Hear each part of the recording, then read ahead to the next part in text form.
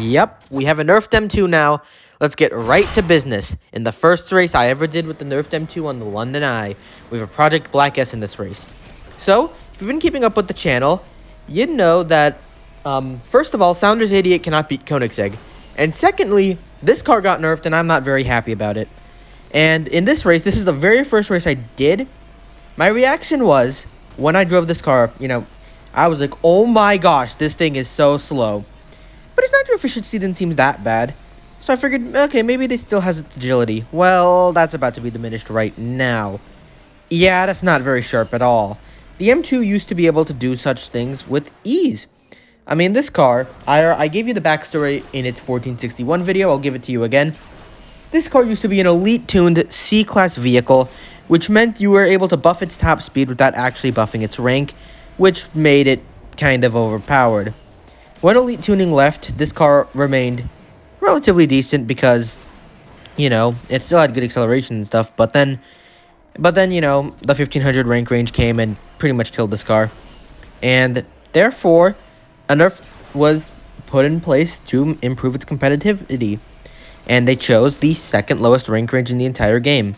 And I am not very happy about that. I'm actually kind of annoyed because, like I said, this car is so slow now. We still beat the Project Black S. And if there is one thing that I'm happy about, you'll see it in this race. It's this.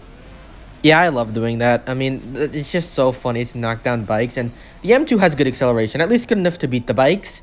And therefore, you're able to knock them down really easily at the start. And I think you should, just because, they're a bit faster than you if they can get supercharged. Aside from that bike, I don't think there's anything else triple boosted. One thing I noticed when running the races in the 1140 M2 is that people just don't run boosters. And even if they do, they're just not really that good at all. Like, that Project Black S in the last race, he was triple boosted, sure. But he just took the longer route because of the nitro bottles present on it. And that's why he lost, because he took the longer route. I'm not sure what's behind this. It's either a Project Black S or a Suzuki bike. I actually didn't find any treasures in this video. At least not that I can remember.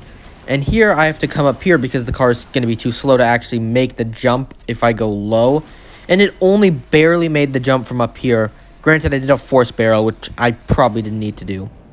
So I'm doing the try-hard speed tricks. I really shouldn't. This car doesn't need those. And we're staying ahead of whoever's behind us. I'm still pretty sure that's a Project Black S. Could be the Suzuki motorcycle, but I did knock him down.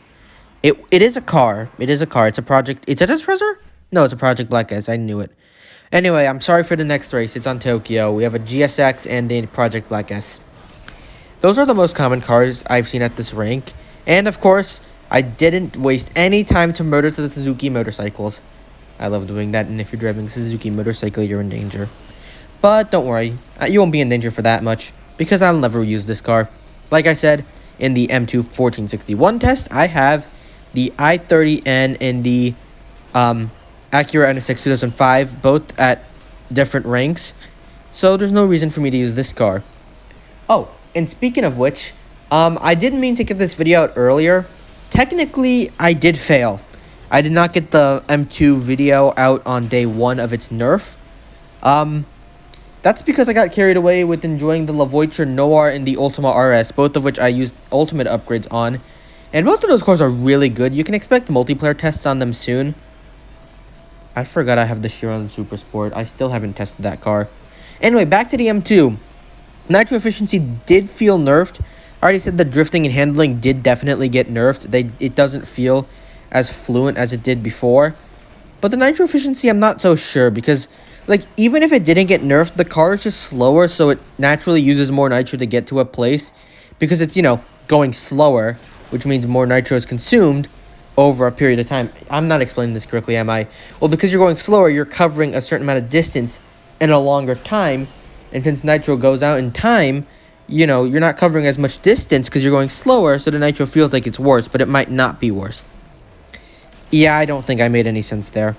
Anyway, we have a dominating lead, and, there's no way anyone's catching up to us. It's Tokyo, and 1140 will go the same speed. I'm not sure if the M2's acceleration is good or bad. I think it's good. I mean, it feels slow at the start, but then, it kicks in and goes. I think every 1140 does that. I'm not sure because I don't have any other 1140s.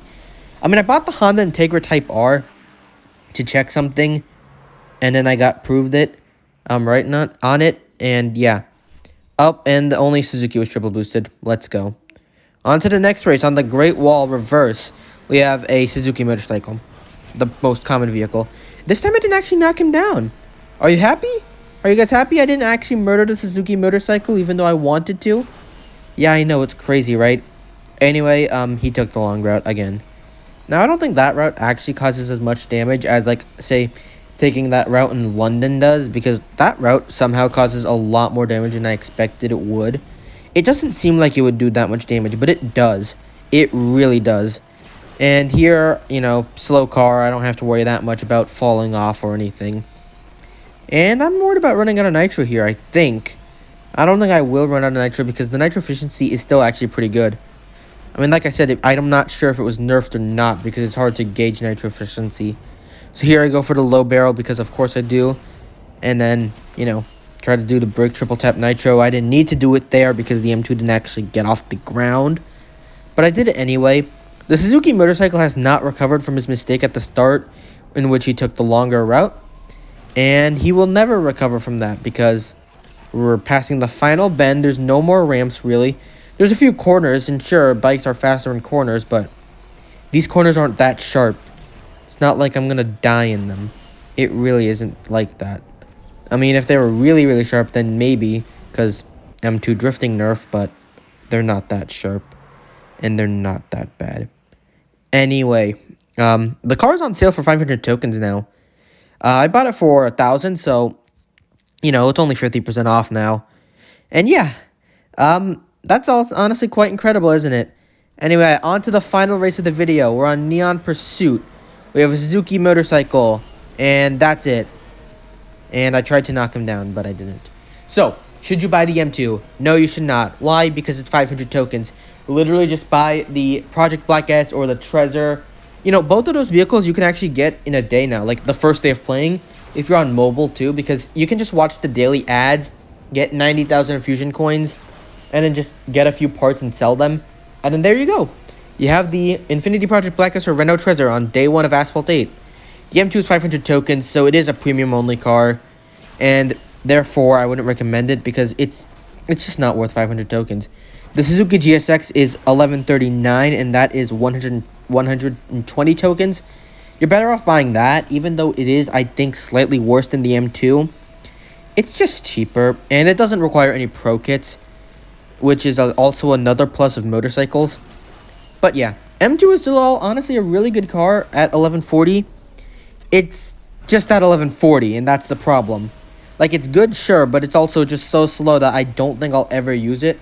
If you do race in 1140s, though, don't be worried about this car. I mean, your Project Black S's and Trezors aren't, like, dethroned now. Like, this car is just a competitor. It's not, like, suddenly the new dominant car. It's just another dominant car to go alongside the other dominant cars. So, that's about it. I think I won every race in this video, so I guess the 1140 M2 has a 100% win ratio in my hands, which I guess is cool. Anyway, thank you so much for watching. Be sure to like the video if you enjoyed. Subscribe for more Asphalt 8 content. I'll see you next video. Goodbye.